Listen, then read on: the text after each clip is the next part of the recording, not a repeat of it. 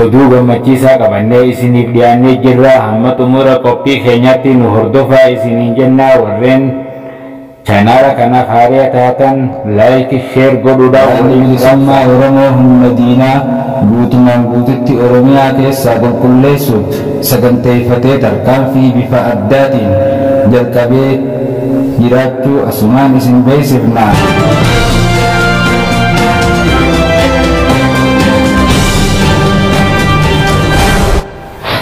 Oduulee jajjabduu tarkaanfii waraana bilisummaa Oromoo qabannee isiniif dhiyaannee jirra. Hanga xumura qophii keenyatti nu hordofaa isiniin jenna. Chaanaala keenyaaf warreen haaraa taatan sabiskiraayib sheer laayikii godhuudhaan oduu guyyaa guyyaadhaan akka nu hordoftan isiniin jenna.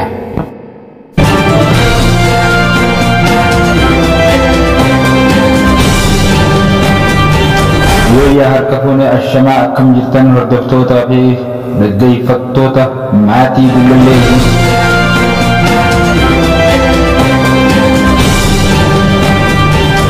Oduu tarkaanfii waraana bilisummaa Oromoo isin dhageessifna. Nu hordofaa isiniin jenna.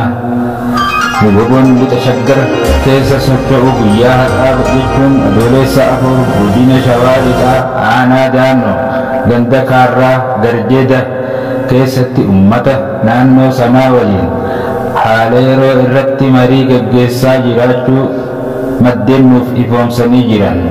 Yooyyaa ijoollee abbaa caalii jennaan injifannoon baranumaa baaroo kormaa.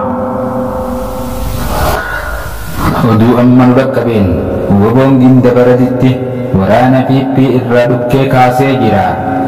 Ifaanis badee jira. Waraanni PP baqachaa jiraachuu maddeen nuuf gabaasanii jiran. Magaalattiinis woboodhaan dhuunfatamaa jiraachuu mirkaneeffamee jirra. Haaluma wal fakkaatuun guyyaa har'aan tanaa woboon gaara abbaa seenaatti diina haleelee jira.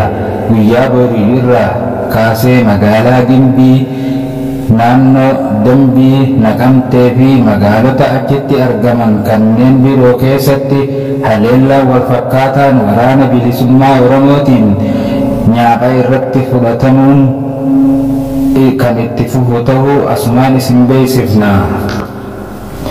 Itti dabaluudhaan woboon zoonii lixaa Cibirraan Odaa Buluq weerartuu 36 ajjeesuun 15 madeessuun ajajaan woboo omichaa beeksisee jira. Adoolessa 4 bara 2020 takka woboon zoonii lixaa Cibirraan Odaa Buluq Buttaan Guduruu aanaan Habaaboo Guduruu ganda Caalaa Fooqaatti waraana shiftaa PP 36 ajjeesee 15 madoo dandammii hin qabneen adabee jira. Weerartuunis reefkaa fi madoo isaanii achumatti dhiiftee bakka jiranirraa gadhiiftee baqachuu maddeen nuuf gabaasanii jiran. Ittuma dabaluudhaan injifannoon gootichi waraana bilisummaa Oromoo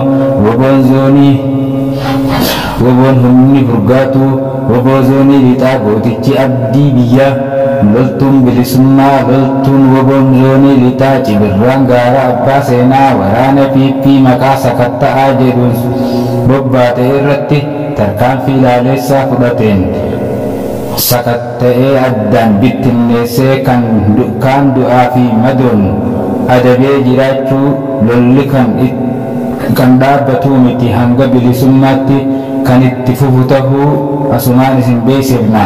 Injifannoon kan uummata Oromooti. Gadaan gadaa bilisummaati. Adoolessa 3 bara 2020 takka waraanni bilisummaa Oromoo tarkaanfii qulqulleessuu fudhataa jiraachuu ibsee jira. Waraanni bilisummaa Oromoo humna diinaa guutumaan guututti Oromiyaa keessaa qulqulleessuuf saganteeffatee tarkaanfii bifa addaatiin jalqabee jiraachuu asumaan isin beeksifna. Humna diinaa jala Oromiyaa walaba baasuuf murannoodhaan qabsoo itti cichee akka jiru akeekeera. Waraanni bilisummaa Oromoo lolli ittuma fufee jira.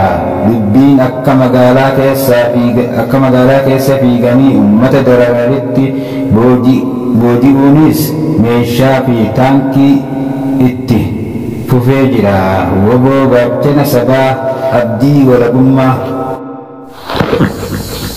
Hordoftoota fi dhaggeeffattoota maatii Gullallee Buutti oduun har'aaf qabannee isiniif dhiyaanne asumatti raawwataa. Chaanaala keenya kan duraan Gullallee Buutti ture kan amma Odaa Tuubitti of jijjiire akka sabiskiraayib sheer laayikii gootan abdii qabnaa. Nu hordofaa isiniin jennaa. Oduun keenya kan itti fufu guyyaa guyyaadhaan. Gabaasaan keenya akka nu hordoftan sheer laayik sabiskiraayib akka gootan abdii qabnaa. Bara keenya isiniin jenna.